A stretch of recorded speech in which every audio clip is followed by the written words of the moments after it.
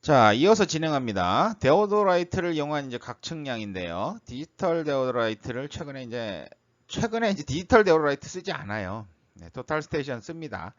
근데 이제 데오도라이트도 우리가 이제 분도계를 이용해서 버니어를 이용해서 눈금을 읽다가 이제 디지털로 바뀌었죠. 그래서 디지털 제품이 저희가 이제 DT4, DT5 뭐 이렇게 해서 두 제품이 있어요. 트랜싯에 비해서 각도를 읽는데 실수가 적겠죠. 왜? 눈금이 여기 쫙 나타납니다. 그러다 보니 고민할 이유가 없습니다. 각도를 읽는데 실수가 적고요. 측정 시간이 짧습니다. 우리가 버니어를 이용을 해서 미세 눈금까지 읽느라고 분초 값들 읽어내느라고 고생할 이유가 없습니다. 그냥 도분초 표시가 되니까요. 또 자기 진단 기능이 있어서 기계의 기능이 정확하지 않을 때는 에러 메시지가 표시가 됩니다. 아, 잘못된 데를 알 수가 있죠. 네. 수평각과 수직각을 동시에 표시합니다. 그 다음에 이제 수평분도반을 임의 방향에서 0도 0분 0초로 리셋할 수 있습니다. 설정할 수 있습니다. 표시창과 망원경 십자선은 내장 램프가 조명돼서 이 표시창도 밤에도 측량이 가능해요. 야간 측량 및 터널 측량 등에 편리하게 이용을 할 수가 있습니다.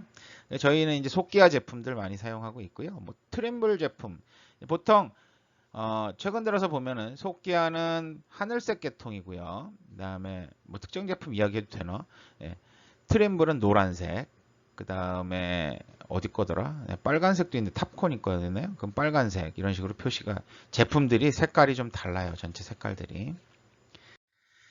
자, 그럼 데오도라이트를 이용하는데 안전 및 유의사항이 몇 가지 있습니다. 기계가 디지털이다 보니까 굉장히 이제 세밀해요. 그러다 보니까 이제 큰 충격이나 진동을 주지 않도록 합니다. 여러분들 스마트폰도 마찬가지죠. 집어 던지거나 이러면 안 됩니다. 떨어뜨려도 안 되고요.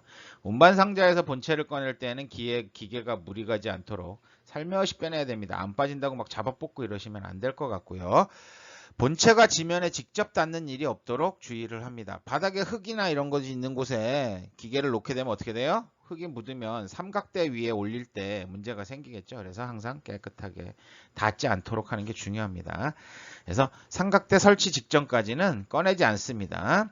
그다음에 멀리 이동할 때는 삼각대에서 본체를 분리해서 케이스에 넣어서 운반하는 게 좋고요. 요즘은 이제 운반 손잡이가 달려 있기도 하지만 그래도 밑에를 받치고 그러니까 한 손으로는 밑을 받치고 한 손으로는 기계 위를 잡고 아니면 정 안 되면 케이스에 다시 넣어서 운반하는 게 낫습니다. 직사광선이나 비습기 등이 직접 닿지 않도록 우산 등으로 보호를 합니다. 이제 비가 오는데 나갈 이유는 없겠지만 만약에 나가서 측량하는 과정에 갑자기 소나기가 온다라든가 했을 때는 비에 맞지 않도록 하시는 게 좋습니다. 그다음에 이제 배터리를 본체로부터 분리할 때는 전원 스위치를 끈 상태에서 분리하셔야 됩니다. 이제 충전용 배터리를 사용하는 제품들도 있고요. 그다음에 아니면 이제 교체용 1.5V 알카라인 배터리를 꽂아서 쓸 수 있게 케이스가 따로 만들어진 제품들도 있습니다. 그다음에 이제 보관 상자에 보관할 때에는 배터리를 항상 분리하고요. 기계를 무리하게 넣지 말고 보관 방법에 따라서 넣어서 사용합니다. 그다음에 상자를 닫기 전에는 내부와 본체에 물기가 없는 것을 확인하고 상자를 닫을 때도 모양이 정확히 맞는지 맞지 않는데 강제로 뚜껑을 닫아서 이제 잠가 버리면은 나중에 기계에 무리가 가서 네, 이제 제품들이 손상이 갈 수가 있습니다. 자, 다음에 이제 데오도라이트를 이용해서 이제 측량하는 순서가 되는데요. 구심, 정준, 표정. 어디서 많이 들어본 내용이죠. 네, 똑같습니다. 구심을 먼저 하게 돼요. 지금 앞장에 나오는 이 7번까지 정도가 거의 구심. 이제 정준 구심을 맞추는 과정이라고 생각을 하시면 됩니다. 지금 제가 설명은 이제 구심하고 정준을 반복해서 할 수 있게 나오게 되는데요. 왜 이렇게 되냐 하면요. 자, 평판 같은 경우는 여러분들 구심을 하기가 구심점을 이제 그 하기가 쉬운 비교적 용이한데요. 얘는 그렇게 편하진 않습니다. 왜냐하면 수평이 안 맞는 상태에서 구심을 보고서 삼각대에서 수평을 맞춰버리면 이제 수평을 맞추고 나면 엉뚱한 곳으로 틀어지는 경우들이 생겨요. 무슨 얘기냐면요. 기계가 이제 이렇게 기울어져 있습니다.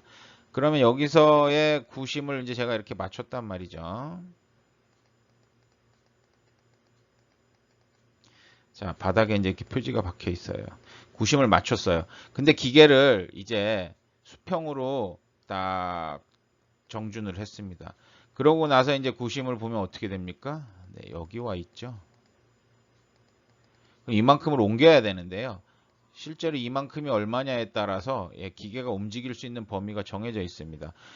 그 다음에 또 하나 문제가 삼각대가 수평이 아닌 상태에서는 움직이면 다시 또 맞춰야 되는 상황이 발생하죠. 그래서 가급적이면 삼각대를 수평으로 맞추는 방법이 지금 나와 있는 겁니다.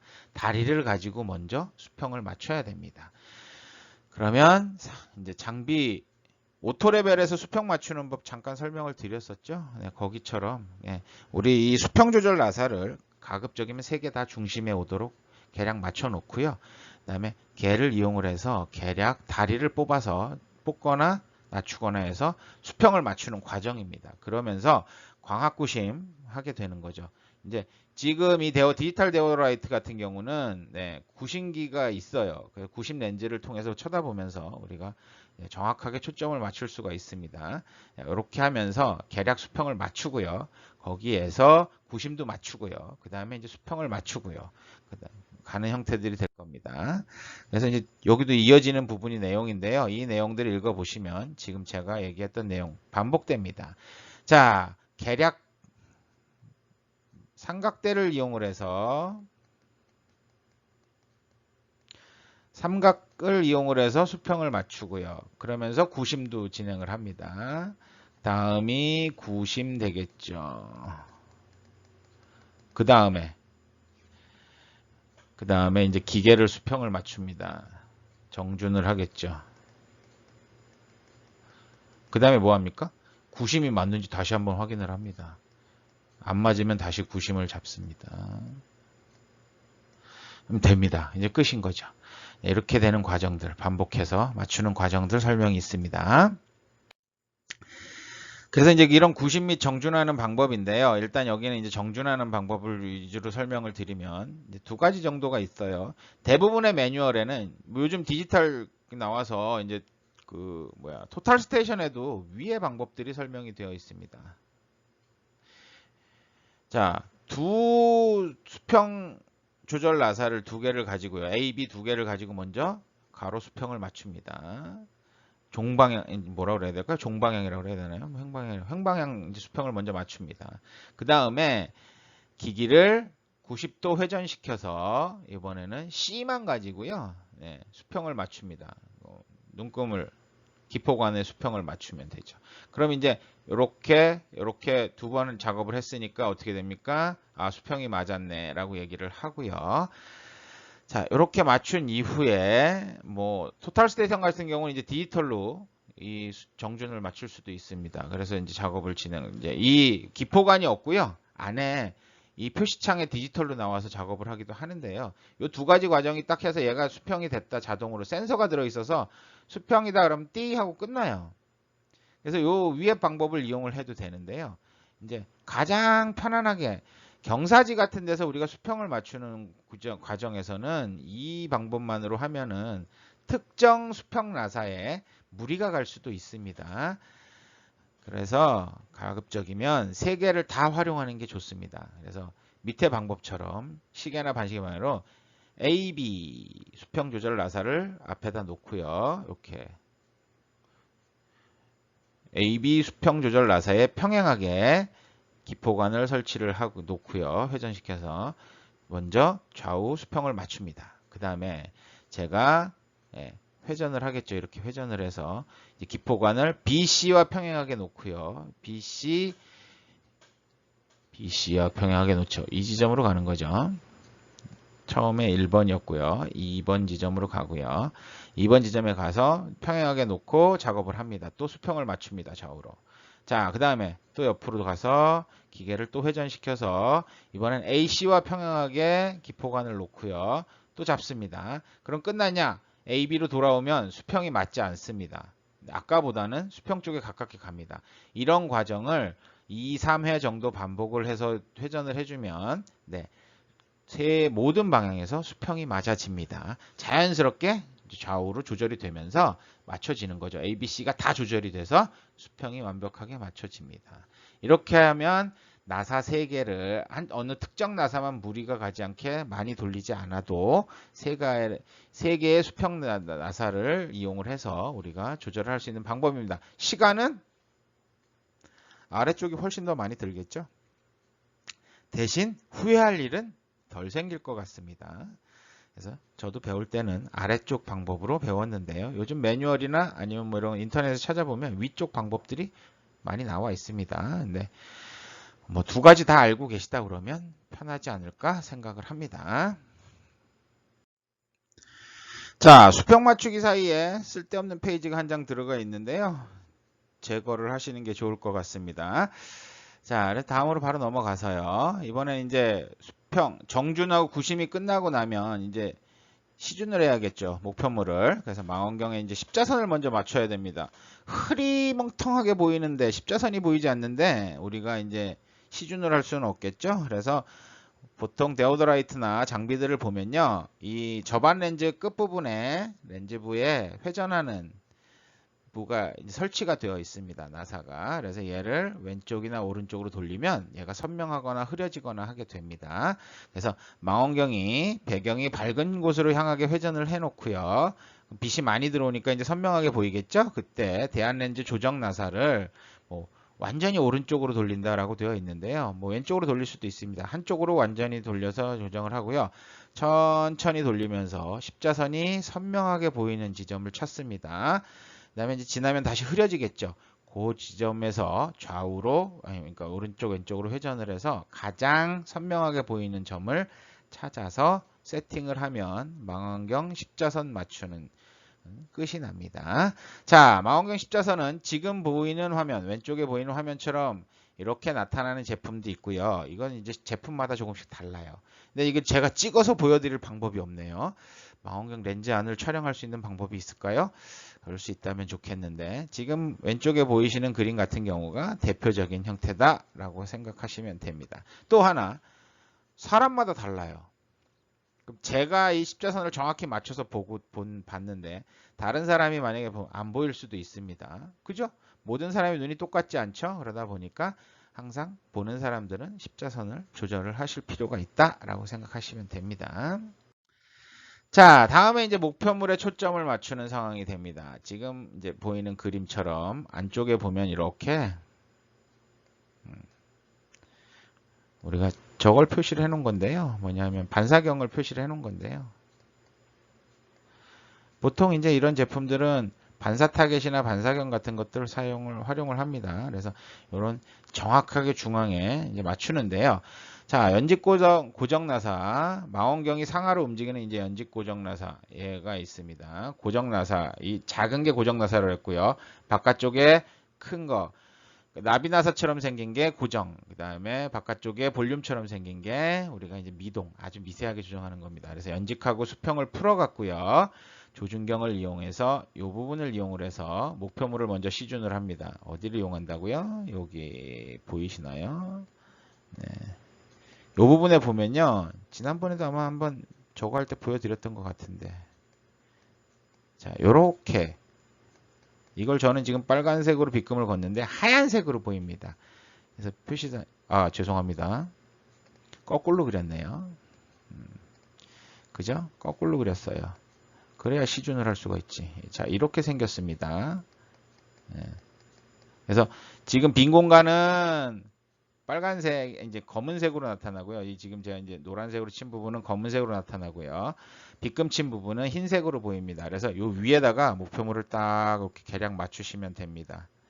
자, 이렇게 하는 게 이제 계략 맞추는 거죠. 그 다음에 이제 망원경을 보면서 초점을 맞추면 되겠죠. 그래서 그 다음에 이제 고정 나사를 고정을 합니다. 얘를 고정을 2개를 해요.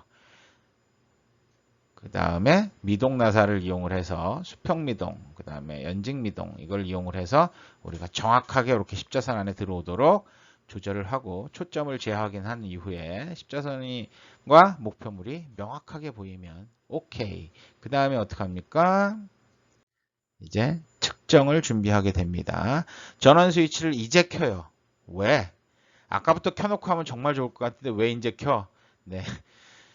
전원 스위치를 계속 켜놓으면 어떻게 됩니까? 배터리가 방전이 되죠. 그래서 이렇게 필요할 때만 키면 됩니다. 데오도라이트 같은 경우는 데이터가 저장 기능이 이제 그렇게 강하지 않아요.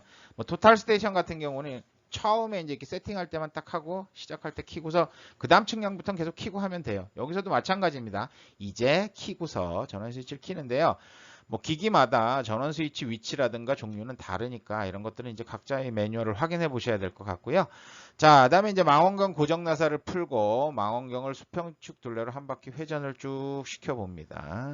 그래서 망원경이 정위에서 대물 렌즈가 수평 방향을 가로지를 때 측정 준비가 완료되고 삐 하는 소리가 울리면서 수직각이 표시가 됩니다. 이것도 제품마다 좀 달라요. 그다음에 이제 전원 스위치를 끈 상태에서 리셋은 무효가 되므로 전원을 켠 상태에서 리셋을 수행을 하시면 됩니다.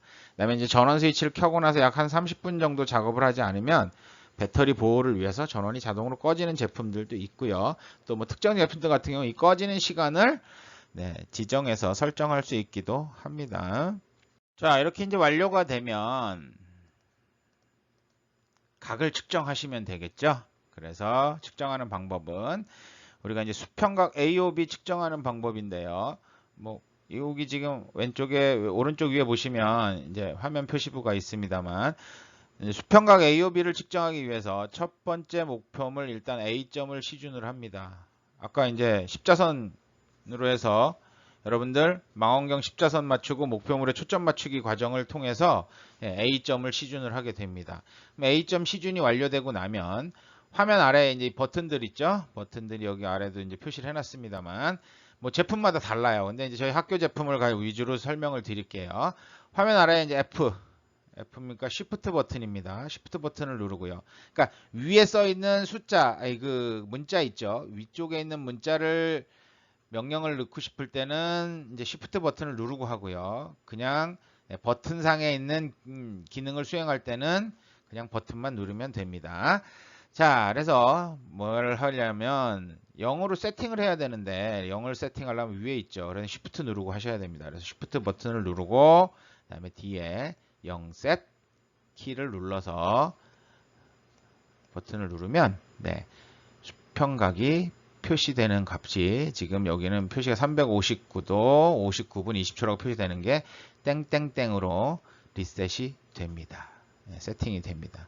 자, 그 다음에 이제 상부 고정 나사를 풀어야 되는데요. 풀기 전에 제가 우측각을 할 건지 좌측각을 할 건지 표시가 됩니다. 화면에도 보시면 요 화면에 H하고 V 사이에 표시가 되어 있죠. 그걸 표시하기 위해서 요 표시가 나올 때까지 D 버튼 이렇게 생긴 화살표 버튼을 키를 계속 누르게 됩니다. 반복해서 누르면 이 표시가 딱 만들어졌을 때 오케이. 자, 그 다음에 이제 수평 고정 나사하고 망원경 고정 나사를 풀고 우회전해서 B를 시준하게 되는 거죠. 대략 시준하고 두 나사를 잠근 다음에 미동 나사를 이용해서 B점을 정확하게 시준을 합니다. 그러면 표시판에 각이 표시가 AOB가 수평각 H는 나오고요. V는 B점에 대한 수직각, 연직각이 표시가 됩니다. 자, 그래서 이제 수평각을 그러면 이제 우리가 이 각을 아까 해서 대회 관측하려고 그러면 여러분 어떻게 해야 돼요? 각을 고정한 채로 다시 A로 가져가야 되잖아. 그래야지 계속 더해서 각을 표시할 수가 있잖아. 그래서 이제 수평각을 고정하는 방법인데요. Shift 버튼 하고요. 그 다음에 2에 있는 버튼입니다. 요 지금 라이트 키는 버튼 위에 보면 있죠? 요 키를 순차로 누르면 표시된 수평각이 고정이 됩니다. 고정이 된 다음에 다시 A점으로 돌려서 이번에는 또 똑같이 Shift 버튼하고 얘를 누르면 풀어져요. 풀어진 다음에 다시 우측각인 거 확인하고 그 다음에 다시 측량을 반복해서 진행을 하면 되겠죠? 이렇게 하는 방법으로 우리가 가능하게 됩니다. 자, 그래서 이제 데오도라이트를 이용해서 이렇게 측량하는 방법들은 어느 정도 설명이 다 되었고요. 그 다음에 이제 클리노미터를 이용한 각 측량이 될 것 같습니다. 아마 가장 많이 현장에서 사용되는 방법 중에 하나죠. 그래서 여러분들이 뭐 측량학뿐만이 아니라 측정학 분야, 그래서 나무 목재의 임목의 수고를 측정하거나 이럴 때도 많이 사용하는 제품이 이 경사계 아니면 방위계를 이용을 하게 되는데 여기 두 개가 붙어 있는 제품들이 나와 있어요.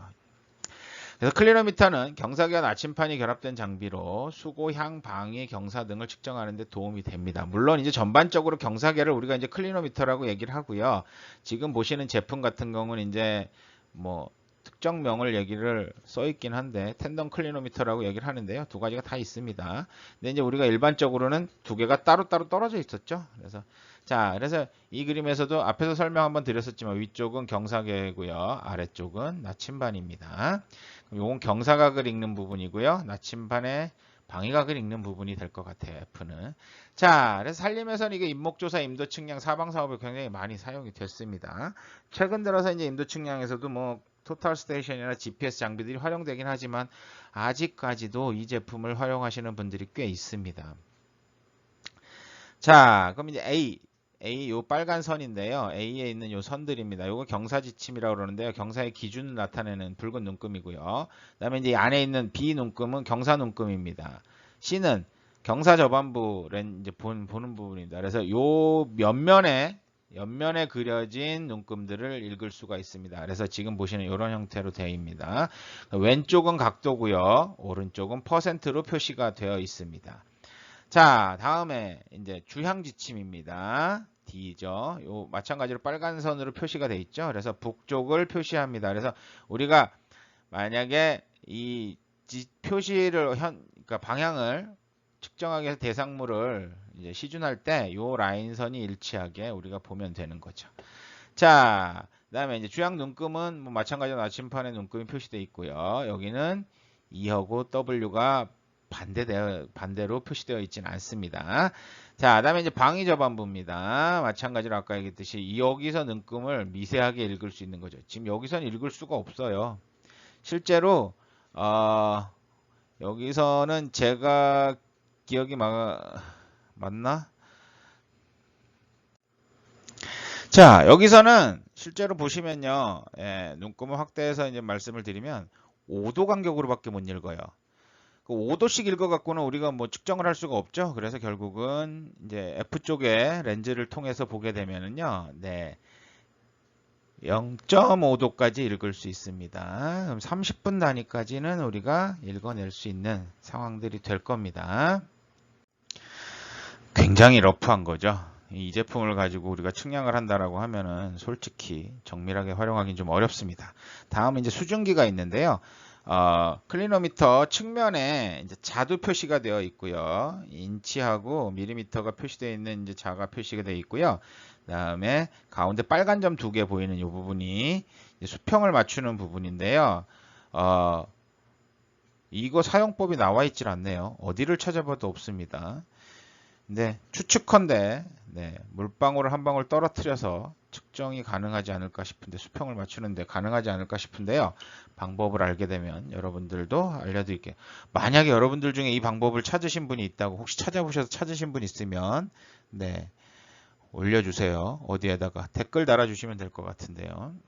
부탁드려요. 자, 그래서 이런 클리노미터를 이용해서 이제 방위각이나 방위를 측정하는 방법이죠. 주향선에 이런 사면에서 이제 주향선에 우리가 클리노미터를 수평으로 설치를 하게 되고요. 주향침이 이제 진북을 기준으로 어느 방향으로 몇 도 정도 기울었는지를 눈금을 읽으면 우리가 됩니다. 그래서 제품을 그냥 위에서 보고 읽는 게 아니라 우리가 이제 렌즈를 보면서 읽어야 되잖아요. 그러다 보니까 시계 방향 회전 시에는 아랫 눈금을 왼쪽으로 읽고요. 반시계 방향 회전 시에는 윗 눈금을 오른쪽으로 읽습니다. 아마 여러분들 이거를 나중에 혹시 뭐 이제 측정학이라든가 다른 과목에서 이 제품들 아니면 기사 시험 볼 때도 분명히 이 제품을 씁니다. 그러다 보니까 그랬을 때 한번 보시면 뭔 얘기를 하는지 알게 될 겁니다. 자, 다음에 이제 경사를 측정하는 데 써야겠죠. 그래서 일반적으로 우리가 이제 산림에서 활용하는 경사 방식은 아래 그림 같은 형태입니다. 키가 비슷한 사람이 상대방의 눈을 바라보고 경사면과 평행하게 위치를 해서 아래에서 위나 아니면 위에서 아래로 보조원의 눈을 시준해서 자신의 눈높이에 뭐 이렇게 이제 시준을 해서 경사값을 읽으면 되는데요. 자신의 눈높이에 맞춰서 폴대 표시해서 폴대를 들고 있으라고 그러고 그 폴대를 시준해도 됩니다. 그다음에 이제 몇 도 기울었는지 눈금을 읽으면 되겠죠. 도를 읽을 수도 있고 퍼센트로 읽을 수도 있습니다. 퍼센트로 읽는 게 훨씬 유리할 수도 있습니다. 그래서 좌측 눈금은 각도고 우측 눈금은 퍼센트라고 말씀드렸죠. 앞에 화면에서 나왔었죠. 참고를 한번 하시면 될 것 같고요. 자, 그다음에 이제 이런 경사 기울기를 이용해서 수평거리 측정도 가능합니다. 어떻게? 경사면과 평행하게 위치를 해서 경사거리 D를 먼저 측정을 합니다. 여기서 20m네요. 그죠? 그다음에 아래에서 위에서 아래나 어쨌든 이제 뭐 읽으면 돼요. 예. 뭘 읽습니까? 예. 몇 퍼센트 기울겼는지 눈금을 읽으면 돼요. 근데 퍼센트로 읽으면 됩니다. 그럼 지금 여기는 115%가 나왔네요. 자, 그럼 이제 이게 나오면 115를 그냥 쓰는 게 아니라 이걸 100으로 나눠서 씁니다. 왜냐면 이건 퍼센트 값이니까 이제 숫자로 계산할 때는 퍼센트를 곱해주는 게 아니라 1.15를 곱해주면 되겠죠. 그래서 수평거리를 계산할 때 어떻게 합니까? 경사거리 나누기, 경사거리가 얼마였어요? 20m 나누기 경사 115%니까 1.2로 해주면 17.4m 정도 떨어지는 거네요. 아, 그래서 이렇게 계산하면 되겠네요. 네, 이렇게 계산하시면 됩니다. 그럼 이제 거꾸로 높이를 계산할 수도 있겠죠. 이 방식을 이용을 하면. 그럼 높이를 이용할 때는 어떻게 합니까? 바로 이제 수고점 같은 거 할 때 쓰는 방식하고 똑같아요. 측정 대상의 수목과 수평의 위치에서 거리 D를 먼저 측정을 합니다. 25m 나왔고요. 나무의 정점, 가장 높은 점을 측정, 이제 시준해서 퍼센트 값을 읽습니다. 48% 나왔네요. 그럼 이제 클리노미터의 눈높이에서 나무 끝까지, 클리노미터의 이제 눈높이죠. 여기서부터 나무 끝까지의 높이는 계산, H는 C 곱하기 D 해주면 됩니다. 그래서 실제로 25m 곱하기 D는 48%니까 0.48 하는 거죠. 그죠? 0.48 해주면 얼마가 나옵니까? 12m 딱 떨어집니다. 피트로도 계산은 똑같이 됩니다. 자, 그럼 이게 나무 높이냐? 아닙니다. 자, 지금 이 클리노미터가 내 눈높이였겠죠? 자신의 높이, 눈높이까지 높이를 더해주면 됩니다. 그럼 총 나무의 높이는 13.6m가 계산이 되는 거죠.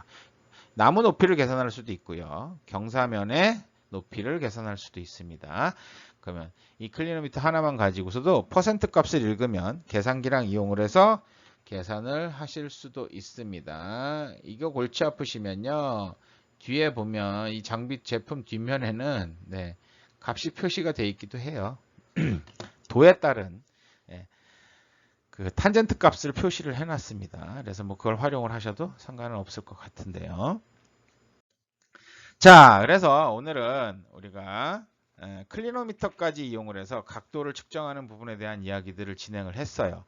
자, 이제 다음 시간이 아마 수업으로는 마지막 시간이 될 것 같은데요. 다음 주에는 우리가 이제 트래버스 이야기를 한다고 말씀을 드렸고요. 그죠? 트래버스에 의한 측각법. 그래서 뭐 어떤 장비를 쓰느냐가 중요한 게 아니라 이제 각을 관측하는 방법, 전반적인 내용을 한번 트래버스 방법을, 다각 측량의 방법을 여러분들한테 설명을 드릴 거고요. 그다음에 토탈 스테이션을 이용해서 우리가 이제 그런 부분들을 어떻게 측량을 할 수 있는지 토탈 스테이션에 대한 설명을 여러분한테 드립니다. 저희 실험실에도 토탈 스테이션이 2대가 아슬아슬하게 맞춰져 있는데요. 여러분들이 실습하시기에는 조금 대수가 부족하죠. 그래서 항상 걱정인데 뭐 어쨌든 이제 이런 토탈 스테이션을 이용하는 방법, 그 다음에 실제로 면적 및 최적을 계산하는 방법, 이런 이제 측정 데이터들을 가지고, 측량 데이터들을 가지고 우리가 면적 최적은 어떻게 구하는지, 그 다음에 우리가 이제 산림 분야에서 측량이 어떻게 활용되고 있는지 이런 것들도 아마 여러분들한테 한번 설명을 드릴 거고요. 마무리를 할 겁니다. 그 다음에 이제 다음 시간에 시험 범위에 대한 이야기도 해드려야겠죠. 부분들도 됩니다. 자, 그래서 오늘은 수업을 여기까지 진행을 할 거고요. 수고 많으셨습니다.